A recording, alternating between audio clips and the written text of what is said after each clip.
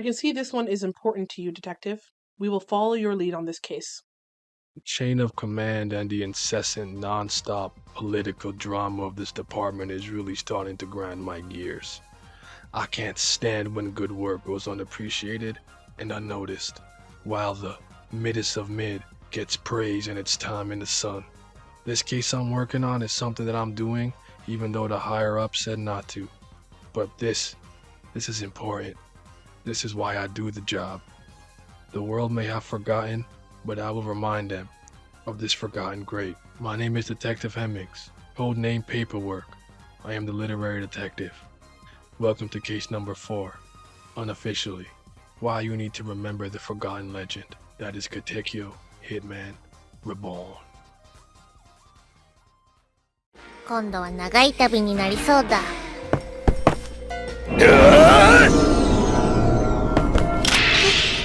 おもちゃじゃないぞ。なんだこの生意気な。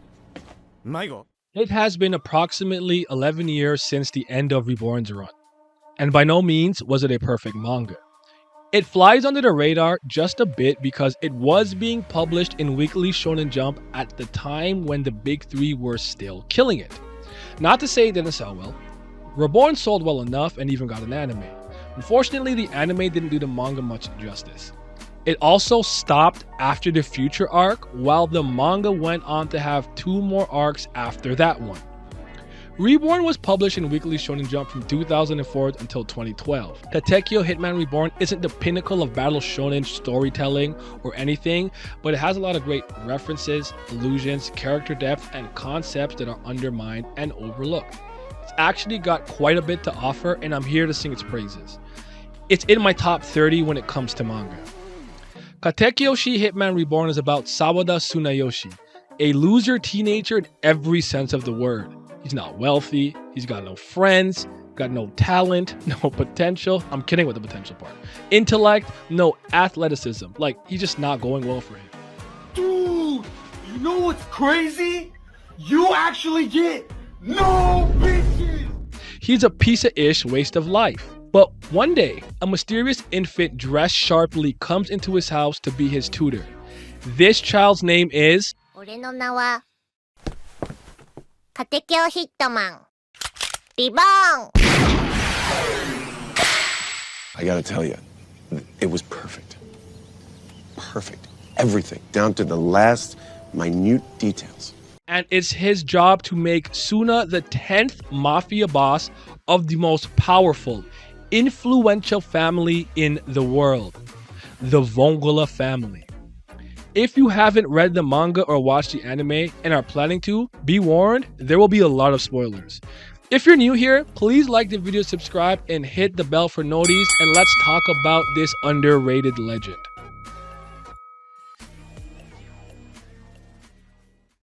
Something like eeny, meeny, right from the beginning. Smoke a little pack, but the pack never timid. Church, but I'm seeing it. Curse when I'm winning. She need a new back. When it's back, I'ma bend it. Slap up some guinea, pass me the henny. Watch a nigga black super yak, I'ma quit it. Swerve in the Benzie, perfume is Fendi. Bobbin' move fast, real fast like I'm Ricky. That's I'm pretty, came from the dirt. Shovel up a nigga, can't handle the work. Ooh, y'all, swing with it first. Young white girl like a ramble. When thinking about story progression, anime, and manga, 2 great narratives come to mind immediately. The anime Toppa Tengen Gurren Lagann and the manga Reborn. Rushing into a series always hurts the stories in the end, in my opinion. The latter half of the series spends its time trying to relive its former glory, as I've said in my previous mini essay. Just look at Naruto or Attack on Titan. Great beginnings, but somewhere along the way, it becomes mediocre at best. Reborn takes its time setting up, and I mean it takes its time. 61 chapters of character development, 61 chapters of world building, and 61 chapters of introducing basic concepts, and that would be 19 for the anime. Then seemingly out of nowhere, Akira Amano takes a big bag of plot bricks and beats the reader with the story. The story comes seemingly out of nowhere and becomes engaging immediately. The arcs progress well and lead into the next one smoothly. After the conclusion of one arc, It perfectly leads into the next one, bringing back characters from the previous saga and expanding upon the various established concepts while introducing new ones. The high points of the series being the Varia arc and the final arc. Reborn got an axe ending because it started declining in popularity. So while the ending was a bit rushed and underwhelming, the ride was good and I personally liked the ending, I just know it could have been better with more time. The narrative had tons of hidden mysteries and secrets that kept the readers theorizing, and I actually think they are great when the truth is revealed. One mystery being the secret of the Alcobareno, which I thought paid off in its end. The artwork for the manga becomes increasingly more beautiful the further you get in. Amano's art style is pretty feminine and sleek, yet beautiful and distinct. A lot of the characters look bishonen, so kind of androgynous looking, but they look really cool as well.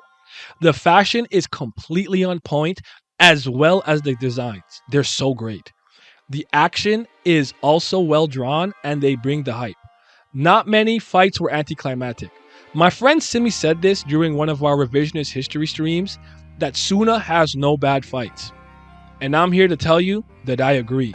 He's correct. Reborn has superb action. A reason for this is because Katekyo Hitman Reborn has an underrated energy or magic system, the Dying Will Flames. I especially respect that the Dying Will Flames look distinctly different, and you can tell which Dying Will Flame is which by the way that she drew them. The texture, the outline, and the coloring make it clear even though it's a colorless manga.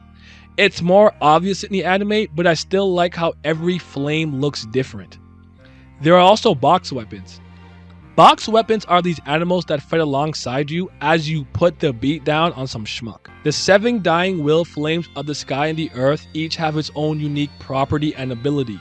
The various items that let you ignite those flames through them were fleshed out properly, like Suna's iconic X gloves. You could tell which flame was which, and their abilities are fully explained. The Sky Flame's characteristic is harmony.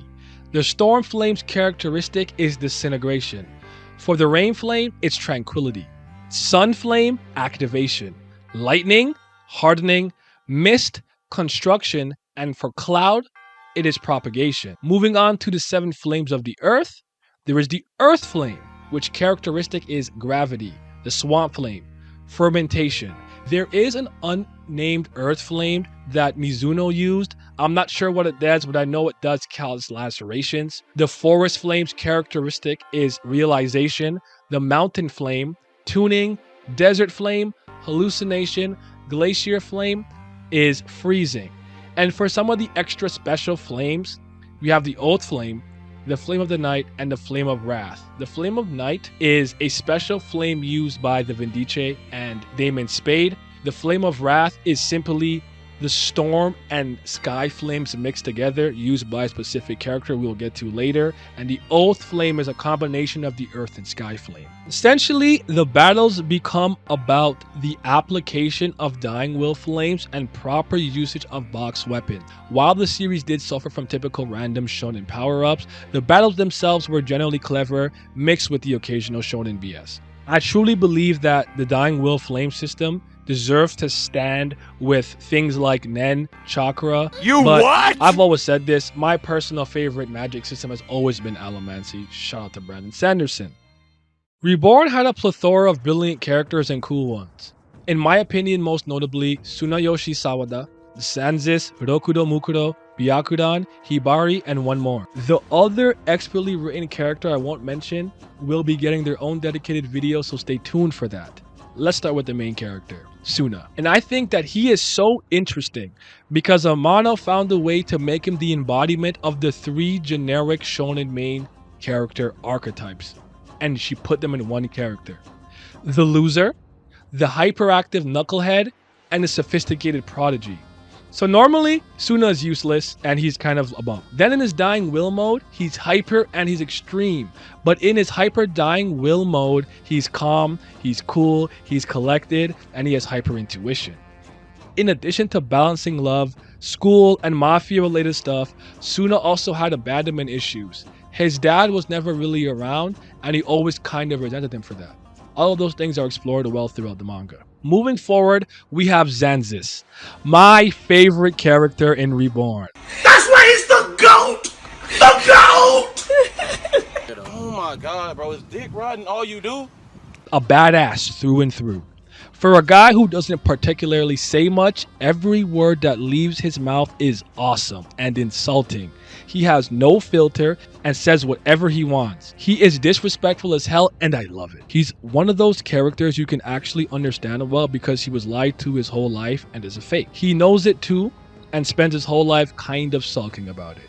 He was poor as a young child, taken in by the 9th boss of the Vongola family and believed he'd become the next family head, only to learn that some burger 14-year-old kid from Japan was supposed to become the 10th. As Xanxus doesn't actually have Vongola blood in his veins, he can never become the boss. He also offers really interesting parallelism and similarities with Tsunayoshi. Xanxus fights with a rare flame called the Flames of Wrath, a combination of sky and storm flames in conjunction with his X guns. Moving on to Mukuro. I believe that Mukuro is one of, if not the greatest illusionist in anime and manga, period. I would take his 6 paths of reincarnation over something like an internal Mangekyo Sharingan. A powerful child with hate for the mafia that cannot unaffiliate himself with it. He is good at writing out for his day one friends that he struggled with. He has been imprisoned by the Vindice, who are mysterious cloaked beings who uphold mafia law. Mukuro's ocular techniques are incredibly potent, as he can even fully materialize himself through the use of a vessel. He's got an interesting relationship with another character that he usually uses as his main vessel to summon himself, Chrome Dokuro. Mukuro's motivations come from him wanting to destroy the Vongola family and mafia world for what they did to him. Byakuran is an interesting character himself because of his ability. He has the ability to share and communicate information to all the various versions of himself throughout the multiverse. This makes him seemingly all-knowing and unbeatable. There are parallel worlds in Reborn.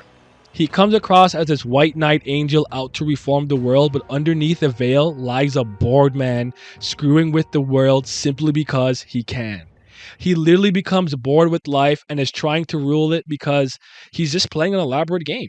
I found it to be cool and refreshing, even though I know people generally like villains with a clear-cut purpose. Or should I say a better reason, but I personally think he works here.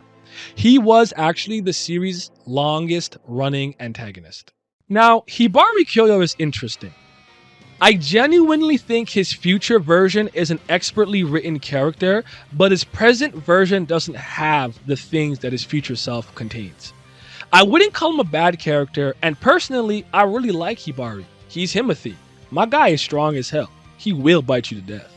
But I've always felt like he was Amano's crutch. He's whatever the story kind of needs him to be, whether or not it's consistent with his original portrayal. He likes discipline, strong fighters, hates crowds, and doesn't follow anyone. He's a lone wolf. But all that being said, he's the badass of the series whose power rivals the main character. I want you to think of the archetype of someone like a Vegeta, a Kenpachi, or even a Scanner from Nanatsu no Taizai. He's kind of that general archetype, and he's one of the better ones in my honest opinion. One of the themes of Reborn is that each member of the Varia, the independent assassination squad of the Vongola, led by Xanxus, aka the GOAT, Literally got that nigga dick in your mouth right now. I see it. represents the 7 deadly sins, while Suna's family and his guardians each represent one of the 7 heavenly virtues. Mostly, every Varia member is named after the corresponding demon for the sin. Xanxus is wrath, Lusuria, lust, Mammon, greed, Belphegor, sloth, Leviathan, envy, Squallow, pride, and Gola is gluttony. Their personalities, goals, and sometimes fighting styles align with the corresponding sin they represent. For example, Mammon, aka Viper, only cares about money. And Bel fights with using knives and wires. This sets up a trap where Bel doesn't actually fight. The enemies end up defeating themselves by cutting themselves on the invisible wires. Superbi Squallow almost literally translates to prideful shark. The 10th generation Vongola family goes as such. Suna is patience, Yamamoto is humility, Gokudera, diligence. Ryohei, chastity. Lambo is kindness. Mukuro/Chrome is charity. And Hibari is temperance. Their correspondence virtue also line up with some of their personalities and such. Gokudera is extremely diligent, always thinking about protecting Suna and the best interests of the Vongola family, while Yamamoto is extremely humble and willing to be Suna's subordinate. Now, I'll be honest with you, I got so much love for Reborn. I have so many memories with this series with my friends. I would walk into class and my friend would just run into a locker, and I know that he's doing the Yamamoto faceplant when he lost against Kenshiki. I can talk about this story all day and all night, but since I plan to speak more about some characters and concepts from this anime manga, I'm going to get into my final statements. Reborn is a solid manga with good content and great characters.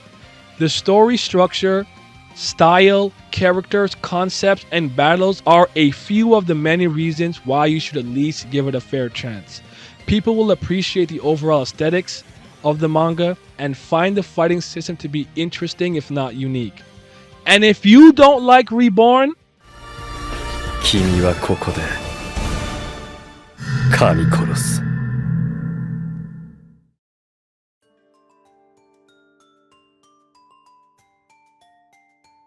I've done everything I can with this case. I put my heart and soul into my work this time. Can't say that I've been this passionate about some of the other things that I've made. But the higher ups hopefully will see the merit of what I've done. And hopefully I don't get reprimanded, demoted, or shoot, even fired. But if you got this far, I appreciate you listening. I appreciate you watching. Detective Hemmings, signing out.